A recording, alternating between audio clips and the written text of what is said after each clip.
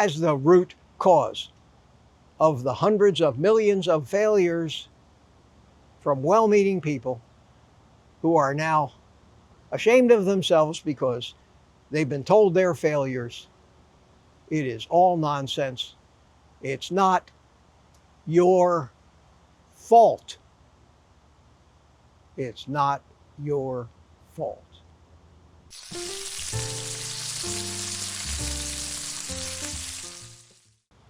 Hello, everybody. It's me, Mitch. Just been thinking.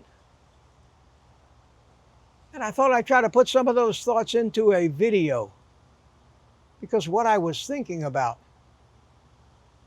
maybe the single most important thing I've discovered in the 77 years I've been on the planet. I've known it for a while, but I haven't realized just exactly how profound and important this concept is. I look back at my life, a struggle to lose weight, trying to follow all the advice. The primary advice that's still current today among most of the medical community and so-called gurus is energy in, energy out, calories in, calories out. Eat less, move more, work harder. Doesn't work. We know it doesn't work. It doesn't work for anybody. It never has worked for anybody. How many millions of people, hundreds of millions if you add them all up and add up each of your failed attempts over a lifetime, how many hundreds of millions of attempts to fix permanently your problem with overeating, eating the wrong foods, putting on weight so easily, screwing up your metabolism. It must be you. And you leave there ashamed of yourself, feeling guilty, wondering and knowing that you've done everything you could. Why isn't it working? I lived that way for 75 years. When I discovered the actual answer, the real truth,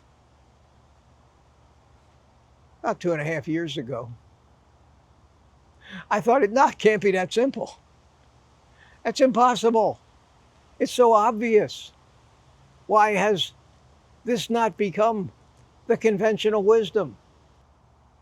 And if you're a thinking person and a critical thinker, you have to say to yourself, why?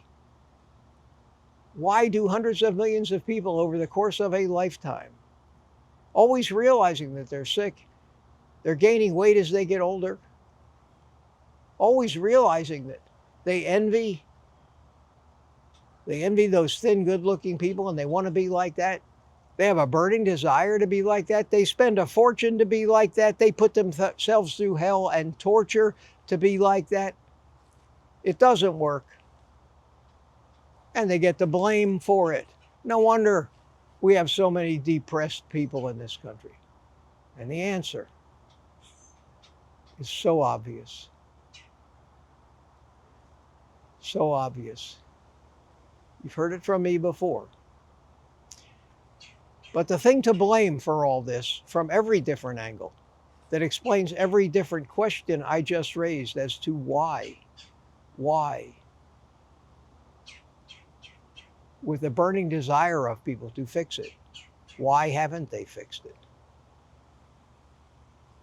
It's because, whether they want to admit it or not, they're addicted to a certain substance so powerful that it takes free will away from them. I said it, and I didn't say it in any religious connotation, but I did use the words free will. We might talk about that and use the term willpower. We've all heard the term willpower. You want to change your way you live, you want to get thin, you want to eat less, move more, you got to have willpower. You got to tough it out. But this addiction that we have, and I would say no less than 80% of the free world is suffering from this addiction. And there are very, very explainable reasons which could take complete lecture series to make you understand things that I've discovered that convince me that not only is it true, but it has to be true, and it can be no other way or no other cause. It is that carbohydrate addiction, not food addiction, but carbohydrate addiction. That's the reason this problem keeps getting worse, despite everything we throw at it. Even after we've thrown keto and we've thrown carnivore and so many other things at it, the problem still gets worse, and we get sicker and fatter every year because we are addicts. We're addicted to something that society won't even recognize as an addiction. As you may think you want to be thin, your carb addiction has other ideas for you, other plans for you. And it takes your free will away when it wants something. I've talked about the mechanisms it uses and how that can actually happen. And believe me, it does happen. And we've all experienced that. We've all experienced that, but we've never really known what we were experiencing at the time. That time when you're standing in front of the cookie closet and you're selecting an enormous amount of sugar that you're about to eat, and even though you know you don't want to eat it, even though you know you're not supposed to eat it, even though you know you promised yourself you're not going to eat it, there you are negotiating with yourself. And you say things like, and if this doesn't sound familiar, you're watching the wrong video. You don't need me. But you say things like, oh, this would make me feel so good. You know what? I know I really want to lose weight. I know I want to stop eating this ultra processed garbage, all this sugar. I know I do. But just this one last time. And I promise, I will start again tomorrow. In order to prove to yourself that what I'm saying is absolutely true, think back of how many of those tomorrows you've had and where you are today. This requires a little bit of introspection and honesty with yourself. But even if you can't accept this as truth without proof, at least consider this as a possibility. Is that the roots of your carbohydrate addiction go back to ancient times, hundreds of millions of years ago, and as far as 2 and 3 million years back in our own species of genus Homo, and grew out of our adaptation to scrounge for sugar during times of famine when the real food, the meat and the fat, wasn't there. At the time, that saved our lives, and because it saved our lives, it became a hugely beneficial survival benefit. And as such, became a part of who we are, a part of our programming, and got passed down to us. So what we experience today, is basically that of what a starving caveman might have experienced, and an overwhelming urge to go out and root through everything and everywhere, trying to find scraps of carbohydrate and sugar, which they could then use to survive until the hunt was successful again. The caveman didn't have a 7-Eleven next door like we do. It's the same thing. It's the same programming. It's the same mentality. We have it. We have it. And it controls us. Controls us. Only we don't have to hunt and scrounge. We can just head over to the 7-Eleven and buy all the sugar we need.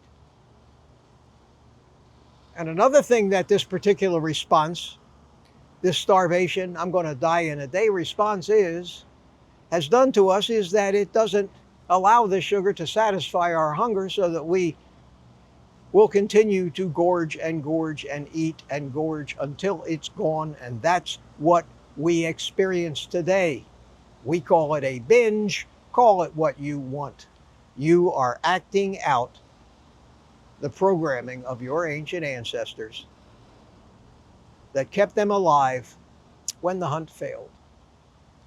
And that's why it's not only the strongest addiction, it's the strongest addiction by an order of magnitude. It is programmed deep in your makeup to be one of the most important things that your subconscious mind knows how to do. And part of what your subconscious mind knows how to do is to manipulate your consciousness when it needs to,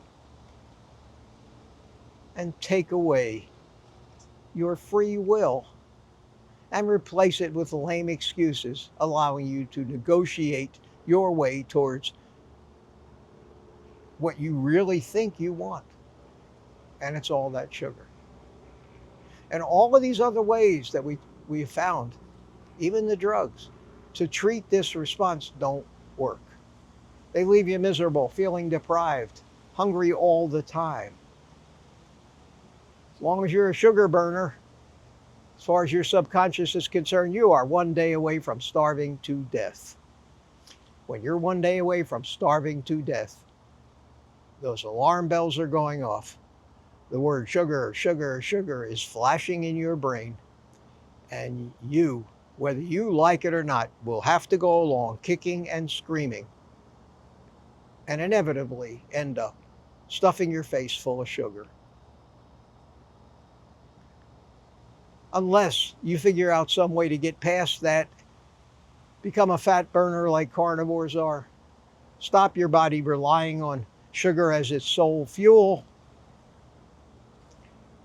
In a short period of time, the urgency of getting sugar will pass as your brain begins to learn something it knew millions of years ago but had forgotten in this sea of sugar in which we live.